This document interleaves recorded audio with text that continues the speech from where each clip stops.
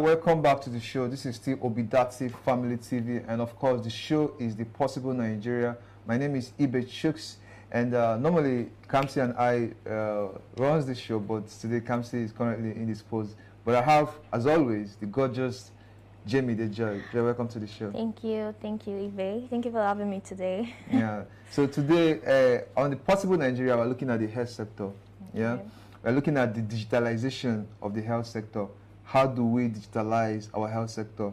You know, because for some time now, our health sector seems to have been in a very bad condition. Yeah. You have our best medical practitioners moving abroad to go and practice their trade because of so many reasons, because our health sector has not been put to... Because of lack of facilities. Exactly, yes. That's the lack of facilities. So we're going to be looking at that. And to join us to discuss that, we'll have a guest standing by via Zoom. We have Dr. Gazakure. Dr. Gazakure is a veterinary surgeon and he's joining us from Nasarawa State.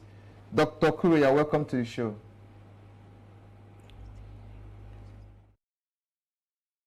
I'm glad to be on your show this morning.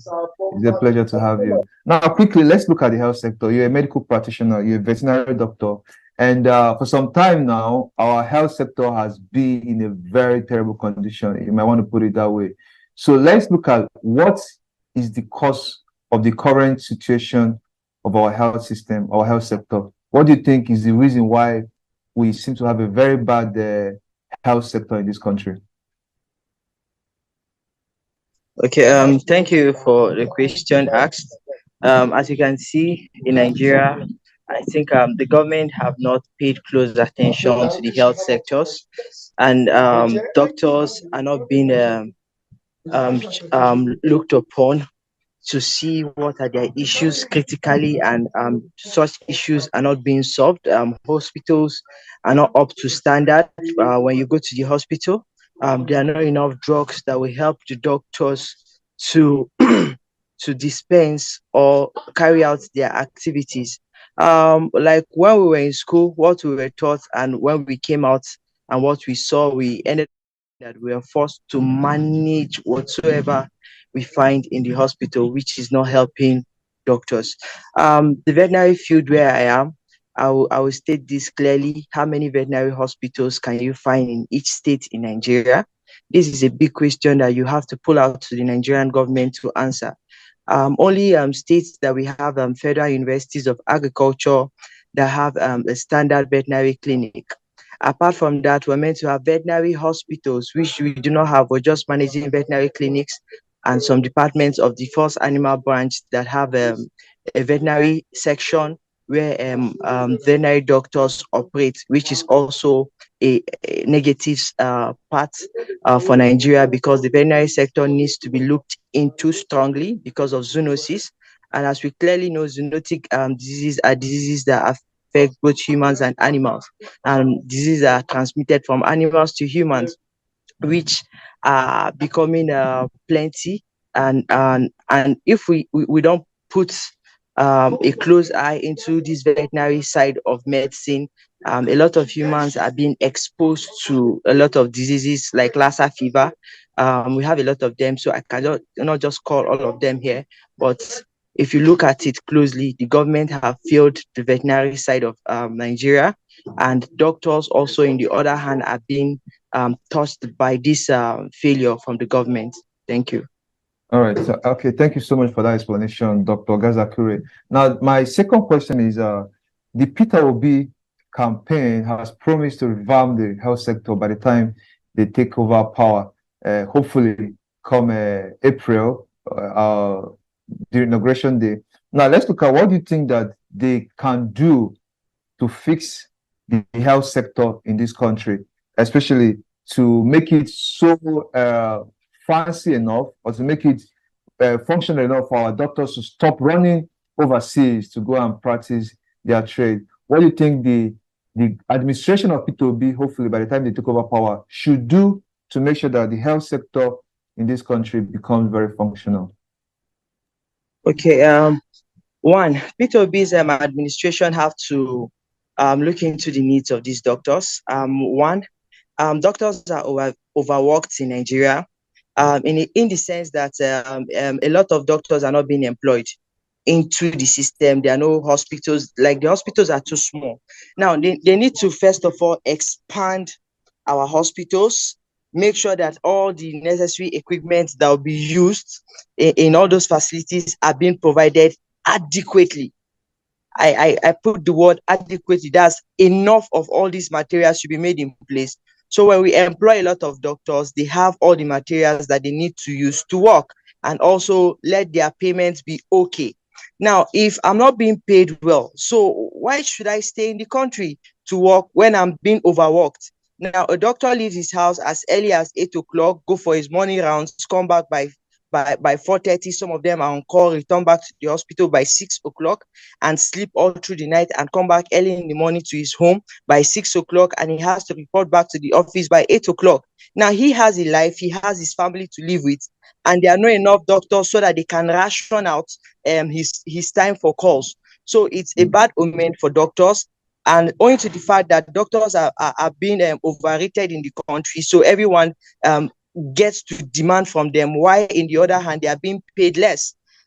Just because of we have a consultancy kind of program of internship, and a program of housemanship and all that, that helps to keep the medical doctor in check, getting some consultants to earn much. But those at the lower cadre, they tend not to gain much, because when they do not pass their exams, they are being stocked up in a position where they cannot really progress in life. Coming to the veterinary side of it is another ball game of the whole thing, that many veterinarians are not being employed into the Nigerian system because, one, we do not have a lot of hospitals. I just made that statement earlier. So when the P2B system comes into play, the P2B system is going to, one, create enough of veterinary hospitals in Nigeria where we can employ a lot of veterinarians also on board. I can tell you boldly, in my state, we have only like 12 veterinary doctors working with the state governments. So the rest are just lecturing. So if you're not lecturing, you must be a private practitionist, that's somebody who is practicing on your own, and this does not help the system in any way. And two internship programs for veterinary surgeons too, because veterinary surgeons come out of school, go for NYC, there is no internship, so there is this monopoly of knowledge being kept by their seniors and predecessors. So when the P2B governmental administration comes into place, it will help expand hospitals, add more pay to medical doctors and to the medical field as a whole. More veterinary hospitals should be built in all city centers with an equivalent to which can employ over 150 or 100 doctors to help checkmate a lot of things. Then one interesting part, the abattoir sector have to be checked, because the meat that is being consumed by Nigerians are not being checked properly. Go to your various states and check what is the state of your abattoir. The veterinarians are meant to be there. Are the securities in the abattoir really functioning to help safeguard the lives of the veterinary surgeons in the abattoir? These are questions we need to ask. For the medical system to work properly, we all know what One Health is.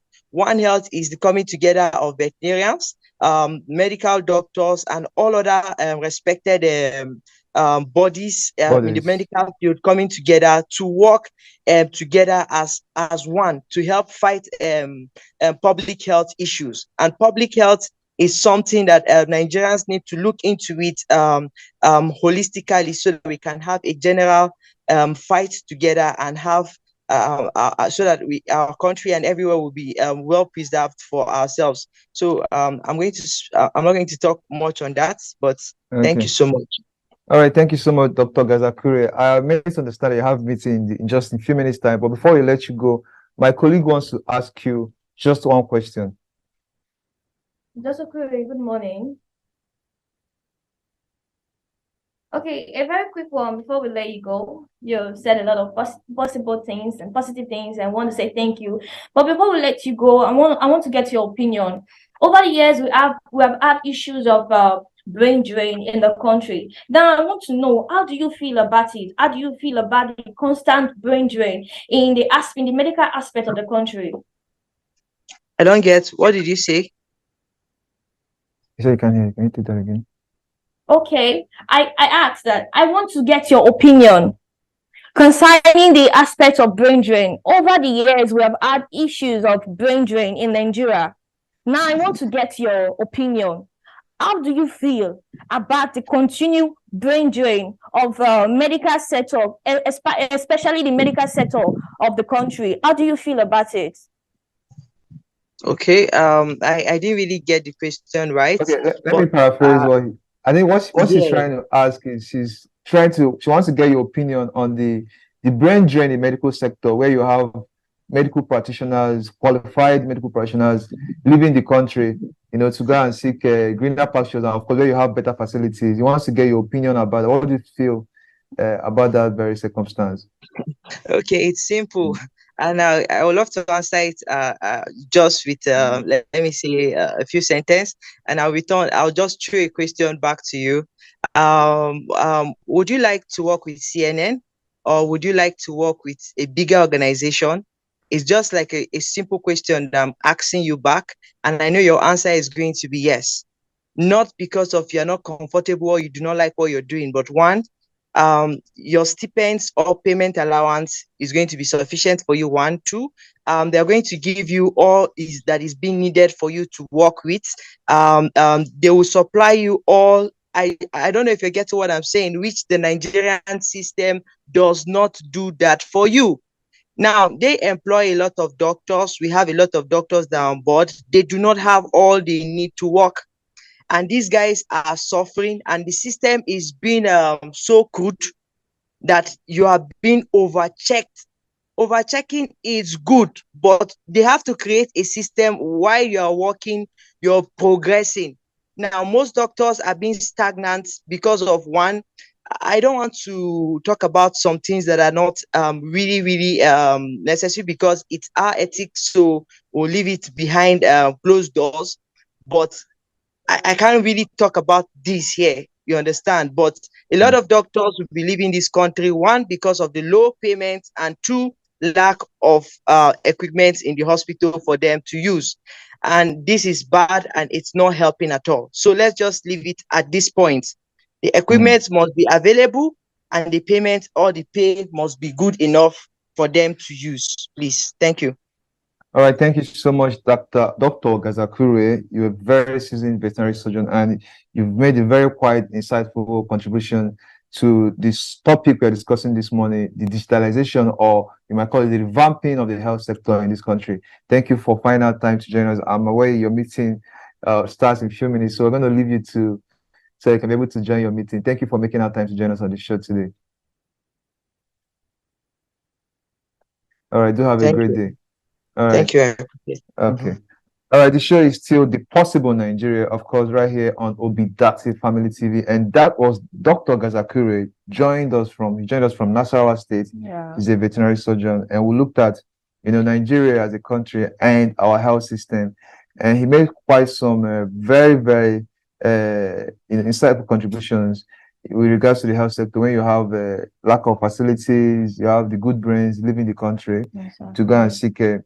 And he asked a very unique question. We asked him your question about what he feels when the reason why we have brain drain in the medical sector. Okay. And he put back a question back. He said, would you like to work for CNN? Or would you like to, and he makes it because yes, the answer is yes, because a bigger platform will give you more amenities, more benefits and everything. Exactly. And that is the reason why you have doctors living in the country, because they're going to places where they have good facilities, better pays, they have a very much better working environment. And better pay as well. True. So I think that is what we need to do in this country. The government needs to prioritize the need to take care of the health personnel, because if you don't take care of them, they won't have these people are dealing with human beings, they're dealing with lives. So if they're not happy, I mean, it will definitely transfer to the patient and exactly. to the And I think the government need to provide good facility, adequate facility for healthcare services and everything. That's one of the important things they need to do. And I believe that the candidacy of Peter Obi is going to change the narrative. I believe they are going to be limits, stop to the lot of brain drain that has been happening in the country over the years. Definitely. The brain drain is a very serious issue. Trust me, all the nurses, good nurses that I know, that I have as friends, are either currently in UK or in US. I mean, all. And most of my friends I know that are doctors. I know about 3 good friends of mine that they were doctors. They're now in US. We don't even have experts in this country. When you talk about doctor, nurses and everything. I remember some time ago I went to this pharmacy to get something. I was like, I need something. I explained what I was going through then, and it was going to the internet, like it was browsing Google to get exactly what I want from me. Even myself, I was scared that if this doctor, you're browsing Google to get what I want from me, am I safe? Exactly. That's the feeling, and that's just the way it is. I'm telling you. It's as if the quacks, sorry to put it that way, not all of them anyway, but it's as if the quacks are the one left behind to take care of us, and you have people dying because these personnel or these professionals, you might call them, don't really have a good mastery of their profession, or because they are not well qualified to actually do that. But we are looking forward to a country, the best brains in the field who want to stay behind and practice their trade and of course contribute to society. And that is what P2B administration is promising, that they're going to make the health sector, they're going to revive it again, they're going to invest in facility, human resources, and make sure that when you fall sick, we don't have the needs to go abroad to look for healthcare. Exactly. I think that will be all on today's show. The Possible Nigeria has been a run. It's been a great ride. Thank you for being there. Remember, you can follow us on all our social media platforms, Twitter, Facebook, YouTube, and of course, if you want to be part of what we are doing here, you can still go ahead and reach us. Our numbers are right on your screen. And Joy, any last word? Okay, like Shuk said, you can follow us on our social media platform. We are on Facebook at Obidati Family TV, on YouTube at Obidati Family TV, on Twitter at Obidati Family TV. Also, you can actually get through us to through WhatsApp. We have our WhatsApp number display on the screen right now. You can get to us, you can communicate with us, and as many of you that want to come on the show via Zoom and live, you want to join us on the show, you want to share your own opinion concerning the manifesto of Peter Obi and his running mate Daddy Baba Ahmed, you're free to come on the show. We'll be very happy to receive you. All right, I've been Ibe Chicks and of course Joy Jamie Day, and we'll see you again next week, Monday. Do have a great weekend. Bye.